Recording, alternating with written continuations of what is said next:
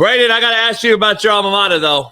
Man, please don't. Please don't. Please don't. Don't do it, JB. Don't do it.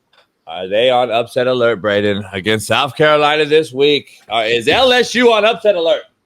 Man, they're on every type of alert. What's Life that alert? alert? What's that alert you get from Life alert. or when your kid goes missing? An Amber Alert. Amber alert. They're about to put out an Amber Alert for Brian Kelly this week.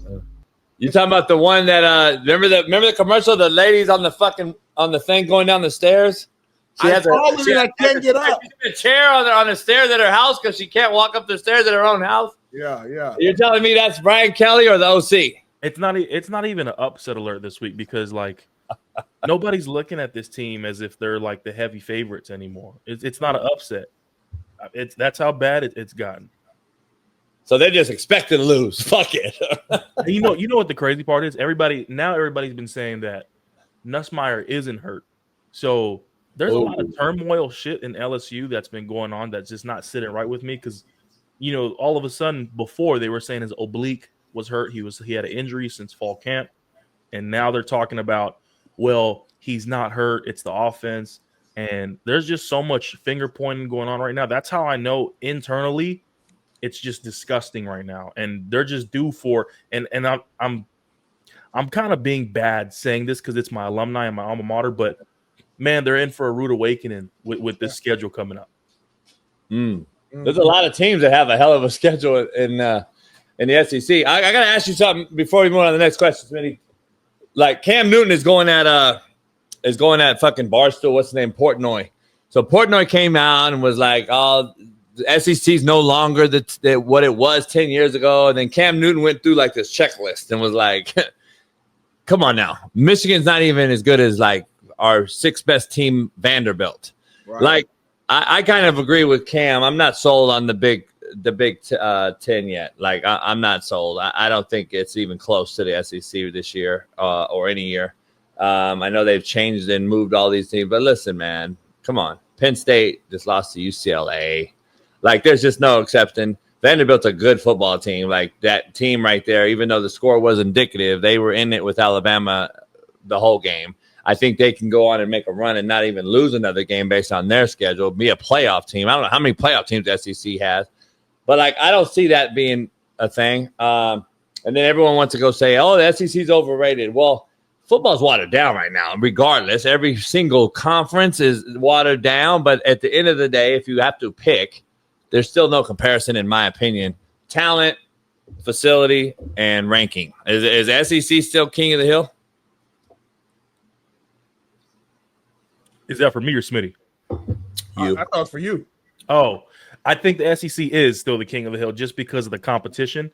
Do I think the Big Ten is closing the gap? I do. I still think there's maybe one or two teams out of the Big Ten. Your Ohio State, maybe Oregon, every year. But, man, I want to congratulate James Franklin genuinely for how he's been able to steal money from Penn State, the last decade. What he's been able to do there and just legalize bank robbery has been awesome. Like, I applaud that. How he's been able to get away with robbery for all these years and not produce. I applaud the guy.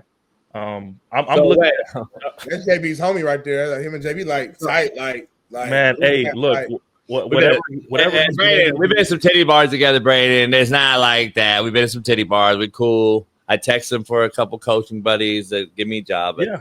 I applaud the guy, man.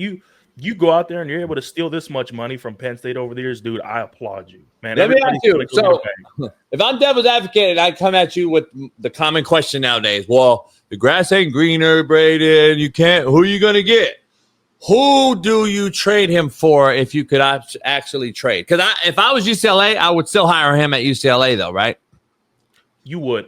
If I'm Penn State, I'd go get Dan Mullen. I think Dan Mullen's a good coach. I think what he's doing right now, being able to, still able to construct the offense at UNLV, like I like Dan Mullen a lot. What him had going, yeah. He's coached in the SEC. He's coached at a high level. He's been able to show that he can win against top tier talent. I think James Franklin, I got nothing against the guy, but he's underachieved with all that talent and generational talent at that he's had at Penn State over the last few years.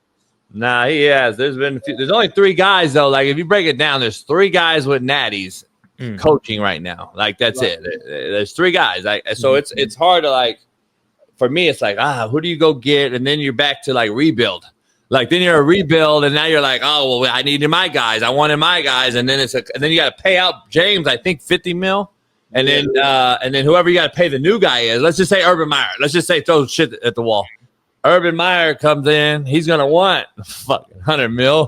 So like now, do you come up with that money to pay him and get the new guy in if you want to go big? So I don't know. It's a catch-22, man. That's why I think they're overpaid. And I'm a coach, and I'm like, dude, I'd pay them off incentives. Like these guys that pay, New Mexico State got paid by UCLA and then beat that ass. Mm-hmm. Yeah. To me, it's automatic firing. If you lose to a small school and you pay them millions of dollars, you should be fired. Like that's just results-oriented. Last time I checked, this is a results-oriented business. Like I don't understand it. I think we overpay a lot of this shit. So Nick Saban would have got fired then. What? Because didn't he lose to a small team like his first year at Alabama? His first game at Alabama rebuilding. Stop. I know. I'm just saying, by your definition, by your rules, he would have got fired. He just mentioned James Franklin. No, you see, you're so micro. You don't listen. He just said after 10 years at Penn State. Like, just listen what he said. Listen what we're saying. It's not year one. I'm talking to Brady. Pete Carroll lost to Utah year 1 at SC, homie. Exactly. So rebuild. That's my point. Yeah. Your take was idiotic. Yeah.